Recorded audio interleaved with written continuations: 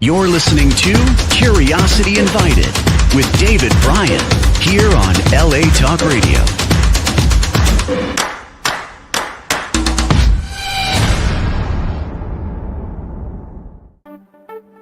Hello, my name is David Bryan, and this is Curiosity Invited, a podcast inspired by endless curiosity. Tune in for an open-minded conversation about interesting and important things. Hello, and welcome to Curiosity Invited. My name is David Bryan, and today I have the pleasure of speaking with Roy Whitehurst. He's got a great background, an interesting background. He's a former CIA analyst and instructor. He spent 30 plus years evaluating written information, photos, videos, and other media collected by the CIA. And then later on, he taught media literacy skills to new CIA analysts. He's the author of a brand new book, which is the occasion for why we ended up meeting. The book is called Teaching Media Literacy with Social Media News, Practical Techniques for Middle and High School Classrooms, available on Amazon, et cetera, et cetera. The book shows middle and high school educators in civics or English arts classes or social studies how to teach the skills that students, and in fact, all of us need. In the podcast, Roy and I talk briefly about some of the evaluation techniques he learned at the CIA and show how anyone, not just CIA analysts, can build those skills in evaluating the accuracy, credibility, logic, and argumentation of posts in social media. And Roy, as do I, believes that these skills are critical for us to engage in a civil discourse and build a stronger democracy. You should know that Roy maintains a website called MediaLiteracySleuth.com. I'll put that in the notes, where he periodically posts evaluations of social media news, trending pop culture, et cetera, et cetera. We'll talk about understanding the role of a CIA analyst's disinformation and misinformation in the digital age, applying the CIA skills to social media, teaching media literacy to young people, and cognitive biases and critical thinking, the impact of emotional responses on information processing, and perhaps some insight into navigating conspiracy theories and mistrust, and ultimately the importance of evidence in discourse, crucial to the evaluation process.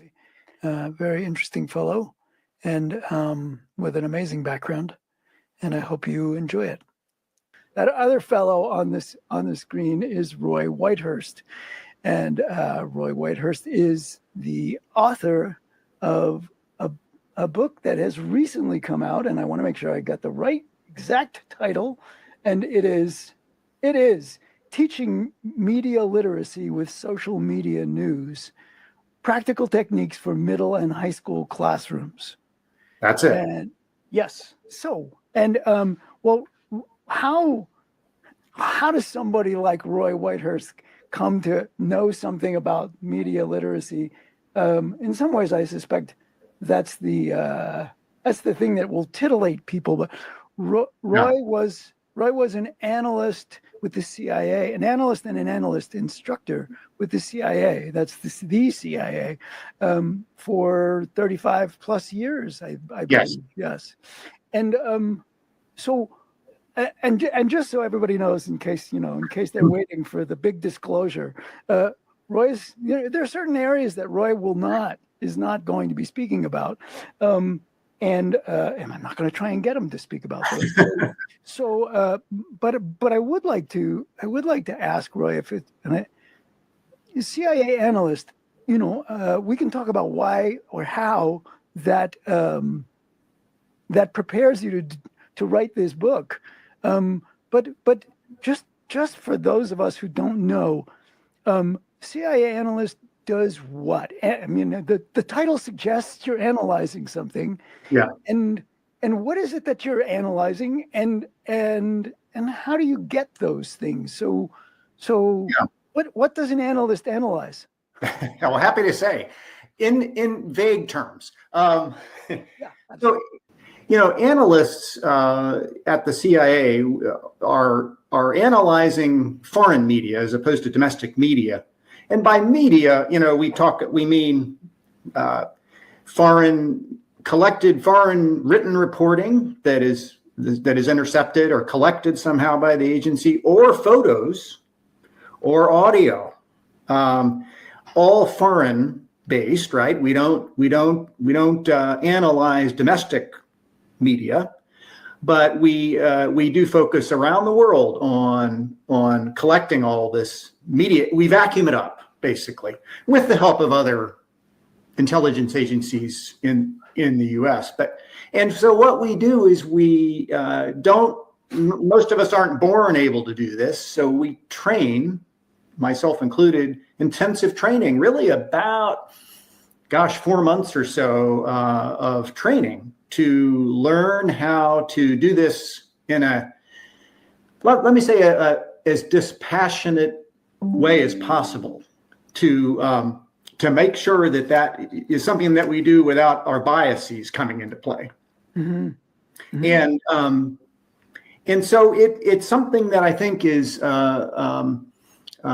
something you have to teach. And so we analyze texts, we analyze imagery. In fact, I was an imagery analyst for a number of years, where we focused on satellite imagery. Okay, so just and then the distinction between doing it domestically and doing it with foreign sources, is that as a matter of law, or is that that CIA does not bring that intelligence to bear on domestic sources of information, or what? Why was that distinction? It's by law. We are not, without special authorization, we're not allowed to collect domestic, vacuum up information from U.S. citizens, so to speak. But what about public information? I mean, is that none of that? So, New York Times puts it out there, and everybody gets to see it. It's something that we incidentally we can use. Certainly we can use if there's media that's published in the United States and it informs our analysis. Understood. Of a foreign development, then we can certainly do that. I get it. Okay. And so that's incidental, and that's not our mission. So our mission is to focus on foreign collection, and we have help from foreign intelligence partners to help us do that. I see. And so we bring it in and we analyze it, and we produce reporting on that. And is it the goal? Is it? Let me tell you. Is it the goal to discern bias and distortion, or is the goal simply to figure out what the hell's going on? Well, both. We, obviously our foreign adversaries want to obfuscate what they're doing. Sure. And so our job is to uncover that, and to do so in a way that is as dispassionate and objective as possible. So we get as many sources as we can to do that. And that includes text, written reporting, imagery. You might think a picture is objective, but sure, it does take analysis, because pictures and photos can be manipulated as well. Well, right. I mean, so there's the manipulation piece. Yeah. And then anytime you focus, if you point your camera in this direction, you see one thing, and if you point your camera in that direction, it looks like a crowd, but over there it was 14 people. Right. So there's all sorts of ways of doing that. But I guess I'm hoping I'm not going into a territory. Well, if I am, we'll just edit it out. But I'm hoping I'm not going into a territory that you don't want to go. But in your book, you made reference in passing, really, to, by the way, I should say, I did not read the entire book, but I read a bunch of it, and interested both as a person and as a teacher. but my past life. You made passing reference to disinformation campaigns and you specifically named them, which I was surprised, but with Russia, Iran, China. So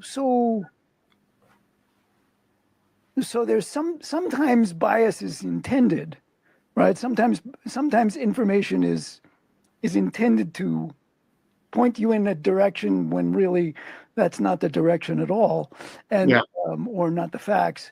And other times not. And I guess I would just, if you can answer this, is it, I suppose this is my bias. I have believed that there are disinformation campaigns being run by various adversaries, I'm assuming. And is that the accepted, is that a commonly accepted understanding amongst your peers in the CIA, et cetera? And you don't have, whether you worked on that or not, and I don't want to press in that direction at all. Well, disinformation is not a new phenomenon, although the term has become more popular because of the advent of social media and the fact that so many of us, or really anyone, can spread whatever information or opinion they want around to anyone, really, right? Anyone with access to a computer. So the term disinformation, as opposed to misinformation, it's something that is intentionally spread via the internet. Social media, of course, is a big one, to misinform or to somehow intentionally do so, as opposed to misinformation, which is something that is done unintentionally, and that happens all the time. Mistake. Yeah, the best media outlets, the good media outlets, the ones that are follow journalistic standards, will correct anything that's wrong. But so many of us are sharing things on social media, and we don't have time to necessarily analyze everything. So we're prone to sort of sharing things that are untrue or partially true, unintentionally misinformation or intentionally disinformation. Sure. Right. I get it. Yeah. Okay. Yeah. Thank you. So, well, that turns the conversation exactly where we want to go, which is, social networks, social media did not exist when you started. Well, it certainly didn't exist in the form it does now when you started being an analyst at the CIA. So you were obviously working on all sorts of other things, and they were fun. But the skills that you learned and that you developed at your work at the CIA, does that prepare you? Does that prepare one, not just you? I'm assuming you are an expert, but does that prepare a person to? Is it the same set of skills that you can apply to social media, whatever social? And is there a reason to define social media as opposed to other sorts of media? You were it's so rudely interrupted by modern technology. Social media sources are the skills. I guess I was asking: are the skills that you applied routinely in your work at the CIA are they the same skills that you recommend? You're wanting to teach young people to bring to bear on social media, or has social media changed the game in significant ways? And why does it need? Why do you need a book? The skills are absolutely the same, believe it or not, that I learned at the agency. It's just applying the skills to unclassified information that any of us that any of us have access to, and those skills, are accessing media, analyzing it, evaluating it, creating it even. There's a whole part of media literacy that is about creating responsible media. Training young people, or really any of us, when we make media, we want to do it in a way that is fair and just, and we don't try to manipulate or use disinformation to do so. So the skills I learned were the first three. By the way, these skills are defined by the National Association of Media Literacy way back in 1992, but they are very applicable today. And those are access media, analyze it, evaluate it, act on it, or create it and act on it if needed. So civic action, right? So when I created it, I made imagery, or I wrote written reports and gave them to busy policymakers, and they would then act on that. And so I decided, you know what? I taught a lot of these sharp young analysts, sharp CIA analysts that we hired, and they come in and I'm ready to learn this. And we found out that they had trouble initially. Why? Being able to do this. Well, it's a skill that universities don't teach. Now, by that, I mean, for instance, they learn how to somewhat think critically, but not as much as you would think. And this is really about critical thinking, about media.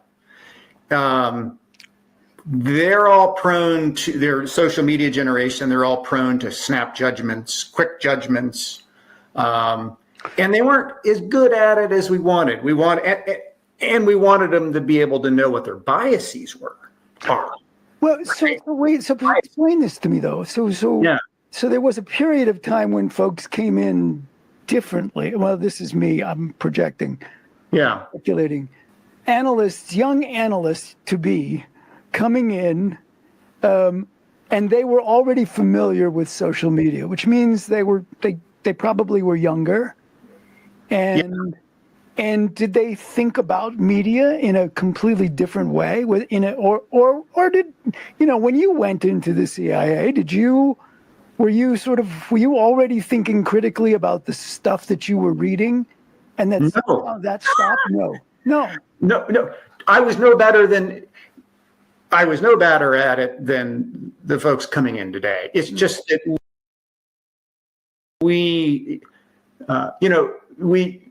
I like to think that I would be able to analyze text and media, but I didn't have access to a lot of the media that the younger people have today. Sure. I did look at images, photos, and I did, of course, read reporting. And I took time to synthesize it and try to analyze it for a report for school, say, right? Sure. Now, we didn't use a lot of imagery in universities, right? This was more of that was even a newer thing. So I learned the trade of imagery analysis at the CIA, but I thought I knew pretty well how to analyze a text. Well, a lot of time, and of course, we write in a different way in the CIA. We write with the bottom line up front. Unlike typically in academic writing, right, we build to the conclusion. Yeah. At the end. So, and that's a skill that I didn't know. Yes. Yeah. Get to the main point. And that is a skill that a lot of social media posts you would think would do well, because they only have a few, social media posts are pretty short, relevant, or unless they link you to a longer. Sure. So you have to learn you have to be able to recognize, well, this is the synthesis. This is the key point of this. All this mountain of data coming at us, this avalanche of data coming at us these days. Well, what's the main point that the post is making? And is it a good point that is it making an argument? That skill I didn't know. And most students coming in don't know. Right. They're savvy at navigating social media, meaning they can find their way around. They can find anything they want. They're pretty good at accessing, but they're not good at analyzing and evaluating and doing it in a way that's to the point. So we taught them that, and I had to get good at that. Yeah. In some ways, you had to become familiar with a very different sort of information presentation, right? I mean, yeah. Media is, maybe there is a reason to distinguish it, right? So social media has come to mean sharing information among in networks, and not necessarily I mean, we hear it all the time. Well, somebody's an independent journalist on social media, but journalistic standards, at least as they used to be, there are no, that I know of, right? I mean, there are no such social media standards, and so it's a whole lot more. A lot of stuff can come over the side of the boat in social media, right? I mean, that. Yeah. I think there's a lot more, just a lot more inaccurate information and sloppy reporting. Right. And of course a lot, because anyone can do it now, which is great, right? Social media has democratized information access so that anyone who has a computer and an internet connection can say what they think or can claim to analyze it. Here we are right now. Right. and with a few clicks, it goes out to the world, right? Right. Exactly. That can be great. I mean, I was thinking, what are the positives of this? Well, you can pursue a hobby that you like. Like I love to play guitar, and I can find posts about how to play guitar, lessons on how to, and that's great. And you can learn a lot. I wouldn't have access to these instructors otherwise. It's great, but there's always the flip side, right? And the flip side here is there's a lot of crap out there that people claim to be experts at, and put it out there. So that's why it's a problem for us. Indeed. Somebody would write a newspaper article years back, and you'd read it in the daily paper, or the New York Times or Time magazine or whatever it was, and I don't know that person. There was that sense of there was a perhaps unfounded sense of trust. I trusted that when I read that article about what happened, in New York City, that person who wrote that article knew what they were talking about, even though, they put it together. Chances are they weren't there when whatever event happened. Yeah. And so they went out and they cobbled together a bunch of different pieces of a story, and it formed a mosaic that they then tried to impart to me, I thought, accurately and fairly and all those things. Yeah. So I rested weight on particular sources of information. And now there's a lot of it because everybody can do it. And people are still trying to figure out, you're trying to give people skills so that they can responsibly figure out where to rest weight. Yeah. Because nobody is at any of these places, right? Right. So that's always been the case.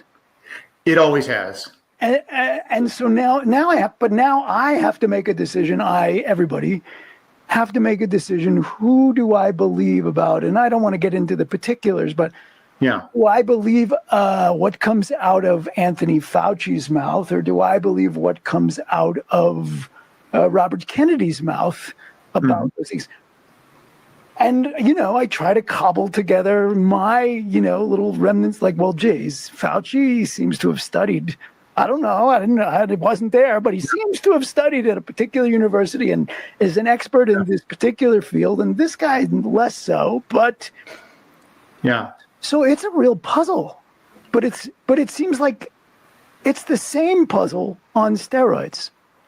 Yeah, it's the same puzzle on steroids. Exactly. I mean, we've always had, since since the printing press, even before that, we've had, yellow journalism and rumors and people spreading lies and falsehoods. That's not new. No. But the steroids part is that we just got so much more of it now. And the other problem is it's hard to differentiate what is an opinion versus what is a fact, or at least fact-based. Now, nothing wrong with opinions if they're informed opinions, right? But it's so easy now to go on X and, you're charged up, you're emotional about an issue. Yeah. You say, I'm gonna tweet about this right now, and I'm going to hit send or share. Yes. And then you go later, you go, I really didn't think that through very well. I was charged up, and the fact there's so much of that coming at us that we have a harder time. It's harder for the average person. It's harder for me. It's harder for anyone really to sort of say, well, first of all, I don't have time to analyze everything. So rather than share it, and I'm not sure about it, I'm just not going to share it. And I'm only going to focus on this one over here that I'm going to take a look. I'm going to pause, and then I'm going to decide if this is worth sharing with my network or the world. Right. I talk so much in the book because I think this is very important, that the very first step people should take, the very first thing people should take when they read something is, how is this affecting my emotions? Am I charged up about this to the point where I may not be thinking rationally about the topic? There's a lot of examples out there that there was one about Taylor Swift recently. Well, there's been a lot about Taylor Swift because she's popular Almost every day.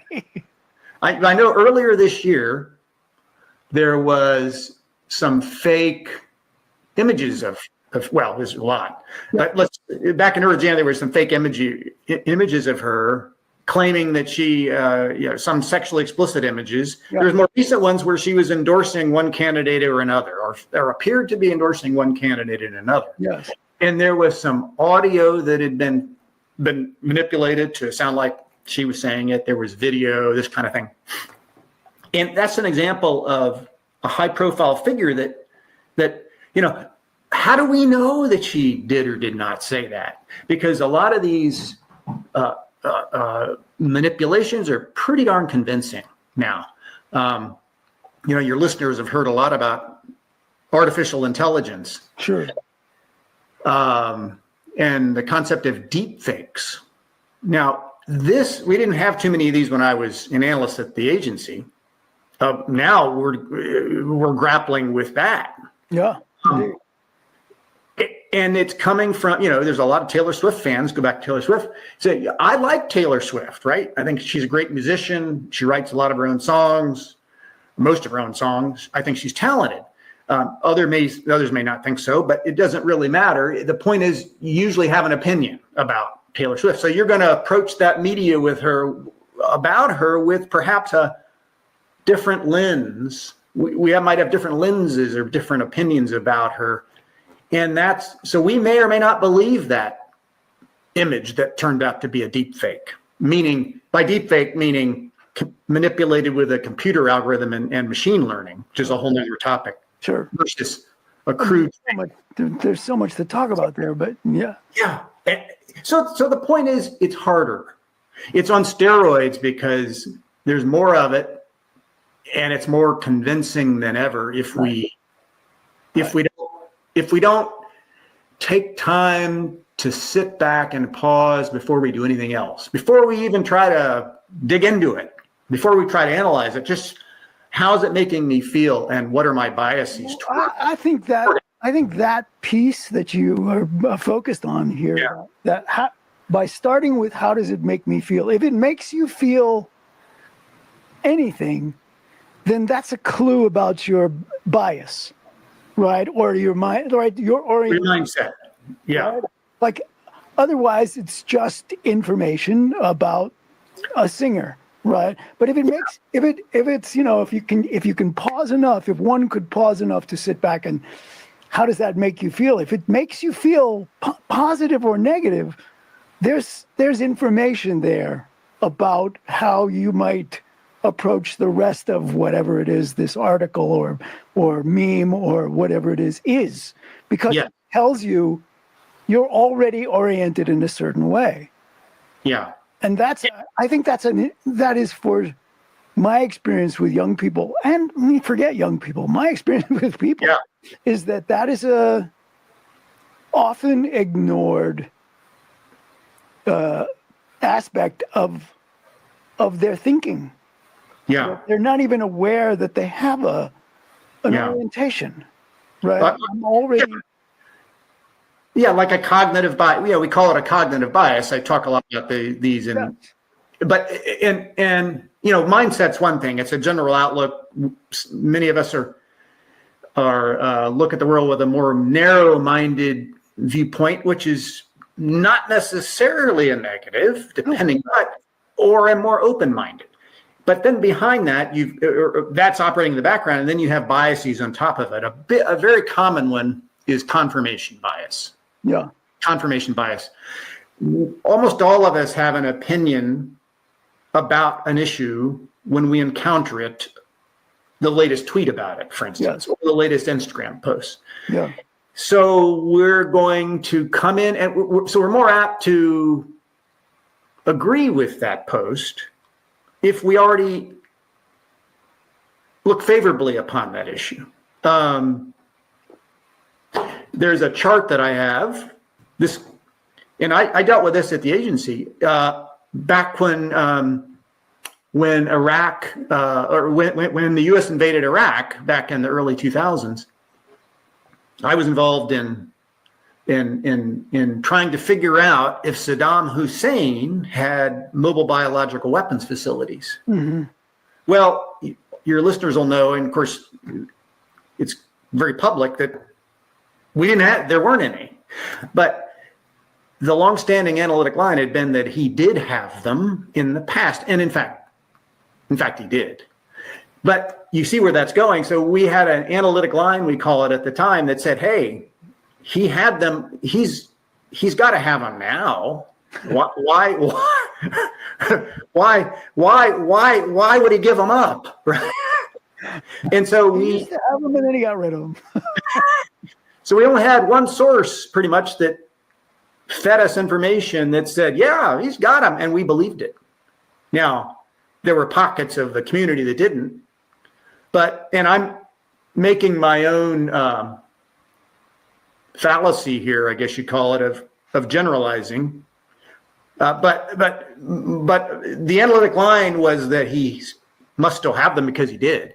And the report we got from the source fed that because it agreed with what we already thought. Right. That was confirmation bias that for the most part, that got us to continue that line and make that assumption. And it turned out that we were wrong. And so you apply that to social media, that happens all the time. We back to Taylor Swift, whether you like her or not, there are people that don't. They're probably the only people who are going from biological weapons to Taylor Swift. Yeah. No problem. Yeah, it's a whiplash, right? That shows you the gamut of the issues. Yeah. Indeed. Yeah, it's quite a transition. But the point is, we have confirmation bias about almost anything if we're not careful. Right. We have, unless it's a brand new issue, I can't think of much that is, I guess, but some niche area that emerges. But anyway, we have to be careful about confirmation bias. It's one of the most common biases that your listeners, or really any of us, are going to face, and I do too. I have to be careful, and that's where you have to pause, right, and say, "Hey." Right. But you're saying, I'm pointing this out. Maybe I'm not, or maybe I'm not.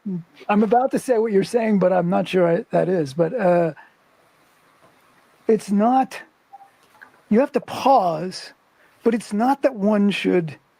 The opposite of right. Knowing that you have a confirmation bias, that you have confirmation bias about something.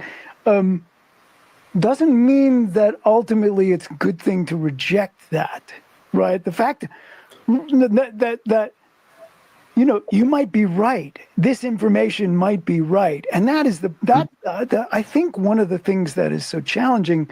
And I'm hoping this doesn't get us into one of the areas you don't want to speak about. But it's almost like social media has part of the effects of the steroids. of social media is that it's created, maybe it's the opposite of confirmation bias. It's generated a sort of a fascination with conspiracy. This is so implausible that it must be the case.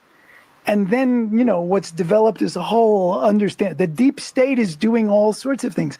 And it's undermined, at least from where I'm sitting, it seems like it's undermined various communities' ability to even agree on what standard they will use to find truth. Yeah. But when you say apply critical thinking, absolutely, super important, and they are, and everybody is. But the underlying assumptions, and I don't want to get into that particular, but the underlying assumptions is that, in fact, there really is a deep state cabal that is hiding what was going on in the pizza parlor in New York City all those years ago, and what do you do? What does one do when there isn't agreement about where how do you even reach a conclusion about okay, that's it's I don't want to focus on a particular political issue, but when somebody can easily say that was all made up. Yeah, that wasn't me. Right? This is now they can even say that was a deep fake. We know so little and so much about them that maybe it was a deep fake. Yeah. Well, certainly a problem for widespread problem these days. But I really go back to where's the evidence? People will say, well, the evidence is hidden. I don't need to produce it because I can't because it doesn't exist. But that is not satisfactory. It behooves everyone. You still have to go where the evidence goes. Now, you might not have all the evidence. There might not be any at the moment. But that doesn't mean that one should go and say that it's all been hidden. You have to have evidence. You have to have evidence. Now, people can disagree on the evidence or on the facts, right? And that's okay. But at least we can have a discussion about, but if there's no evidence that's produced and they're just saying, well, it's a conspiracy, I don't need, or it's the opposite of what the evidence shows just because it can't be true, so it's the opposite.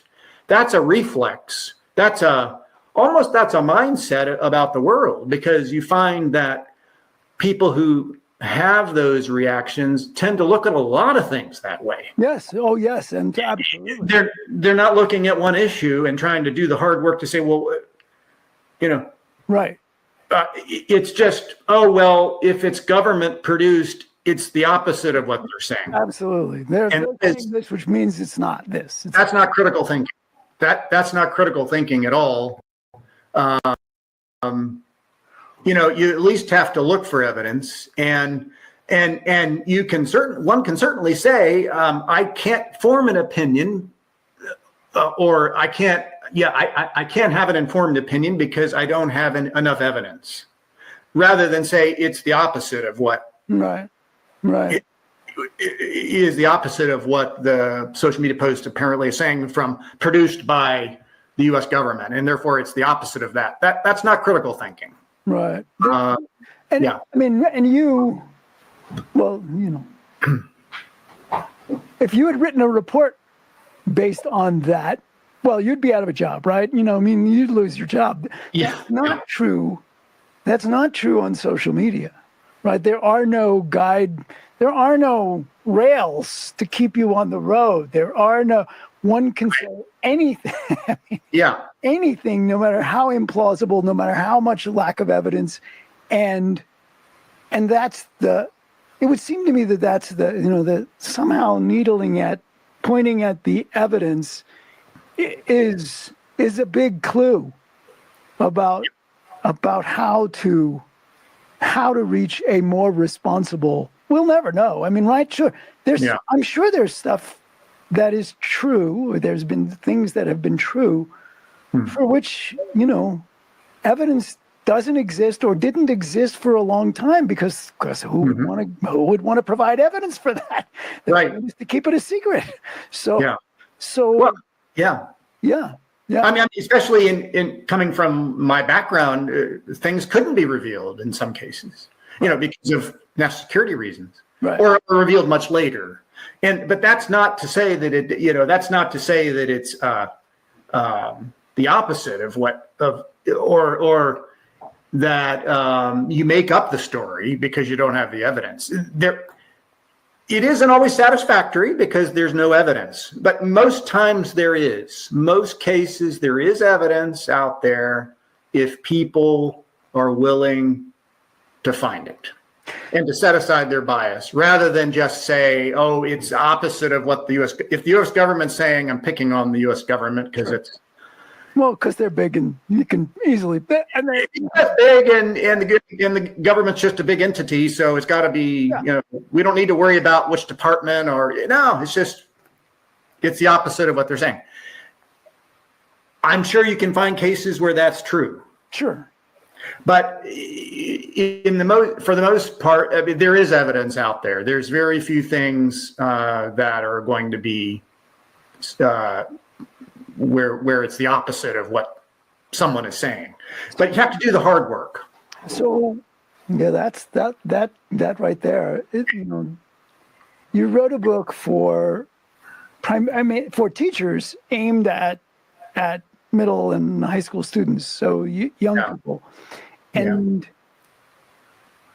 so when the teacher runs into this issue with his or her students. They come from families. The families have biases that somehow trickle down. Sometimes, sometimes they're not trickling. They're it's specifically inculcated into the family ethos. Yeah. And so, what do you say to those? What do you say? What does the teacher say? In the face of that sort of, because that's really, I mean, that's for me, that's the hope for the future is that kids, if parents put in the work to do this, but the kids put in the work to sort of be able to make some sense, not give up their social media, God knows, right? But to make some sense out of that mess. And well, I wrote the book it's geared to teachers in the title, but really these skills I teach, anyone can use them. The reason I focused it on that really was clear in the book. I think that was really clear. This is for everybody. It says it's for classrooms, middle and high school, but everybody can learn from this. Everybody, and apply it to any issue, any social media post that you find, you can apply the skills. Now, the reason, because I focused it on younger people because it's easier to catch them early when their minds are like sponges and maybe they're not as hardened and as cynical about the world. There's reporting out there, David, that says that young people are on social media almost constantly. There's surveys from Pew and other organizations saying that. Yeah. And there's TikTok. 90% of students are on are on YouTube, and about 60-something are on TikTok, and then the percentages are still there, but they go lower for other platforms. But the point is, they're on there and they're getting all this information. Yes. Let's teach them early on. And that's why I use social media. Let's teach them early on how to look at social media and how to figure out if it's true or authentic, whatever the case may be. But the point is, it can apply to any of your listeners out there who, I'm on social media a lot more, just because there's a lot of great information out there. Yeah. For my hobbies, to keep up with friends, we can all learn the skills. Well, some of it is just fun. I mean, fun, right? I mean, you can look. Everybody watches the talking dog videos, and Right. we all know this is just funny. Yeah. The dog's not talking. This is just funny. And Memes are a lot of fun. Totally. But that same reporting about the kids, the younger people, says that a lot of them are cynical. Yes.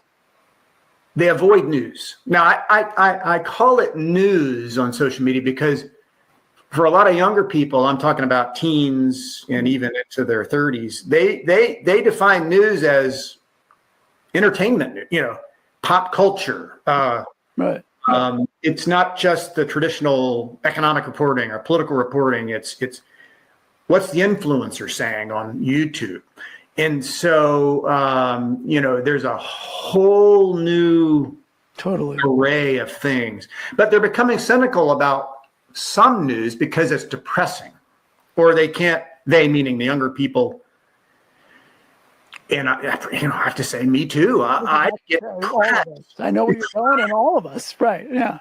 Watching or reading or consuming news, but it's important that we don't give it up, that we don't become cynical where we're paralyzed and we reject it. Right. We just have to learn how to engage with it. Yeah. Because if we don't, we're not civically engaged, and our democracy is going to suffer if we don't become informed and we don't engage civically or responsibly civically and in to help, because and you got to learn how to think. I teach in the book how to think, not what to think.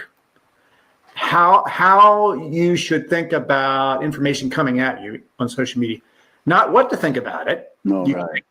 As long as it's informed with reputable evidence, with evidence. Yeah. So. And I got to say, I think I'm looking at the clock and all, so I know we have time, or a time limit, but I think that's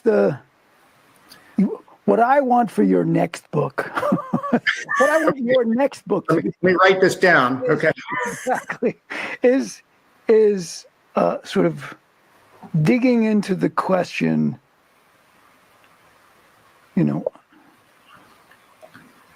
how do we, what needs to be the standards for truth, for veracity, right? Like, where does one look? Because I think a lot of people, and I'm not speaking here just about young people, but a lot of people, I live in a different part of the world at the moment, from a different part from what I used to live. So I'm living in Wyoming, and there are a lot of people who are very oriented towards the government in a particular sort of way that I would say mistrust. Yeah. But, the Reagan's famous lines about "I'm here from the federal government and I'm here to help," or "I'm from the federal government, I'm here to help," and that's the scariest line in the world, right? And that's their orientation, and I do think that there's been this sort of generation of a conspiratorial mindset. Like if somebody responsible, if somebody I'm supposed to trust tells me something, I'm not going to trust it. And sometimes for good reason and sometimes for not. And that's the puzzle, though. What happens when we're in a world where we don't have an agreement about how to agree, about what counts as a fact? Yeah, right. And we don't even have an agreement about the kinds of things we're going to use to discern facts, and that is the underbelly of all that. Yeah, that is a big problem if we have alternative facts, has been term has floated around. But you cannot give up what I call the scientific method. You've got to gather evidence, and the government might come and say they're here to help, and maybe they're not. Maybe they harm rather than help. But that does not mean that you dismiss government in general. For instance, and I'm not trying to convince anyone, but the government provides services to people who need them. So the point is not to argue that necessarily, but to say that you need to go deeper. You can't just dismiss. It's almost a fallacy, a generalization about a category of things that the world is gray. It's not black and white. That's just the way, that's the way it is. And it doesn't relieve us from the pursuit of facts. Right. And to the point where we dismiss, oh, well, I don't find them, so I dismiss it completely as a conspiracy. Yeah. It does make for an easier time to make sense of events that you don't understand. If I could just make something up, I'm good. For a while, like a big natural disaster that affects everybody. Well, I don't know why it happened. God is punishing us, and maybe that's true. But there's a reason for that natural disaster. Maybe there's beyond that. There's people building too close to the ocean. You could dismiss and say, well, that's due to the government. I don't know, letting them build there, right? Or climate change is causing all of it. Versus, well, maybe that's not the direct cause, but it's really the storm. But the point is this: it's easy to dismiss. So yeah, we don't all agree on all the facts, except maybe that the sun is hot. But we need to. It's not an excuse. We need to think critically, and that's why I wrote the book. Right. And to be clear, from my reading, and I read a chunk of it. I mean, I didn't get through all of it, but that's clear, and I think that's, I don't have a critique of your book, but I think and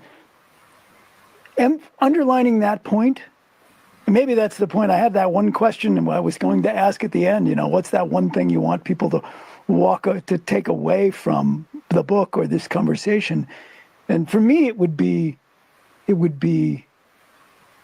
thinking critically, working hard at responsibly discerning the truth, whatever that means. Yeah, is really important.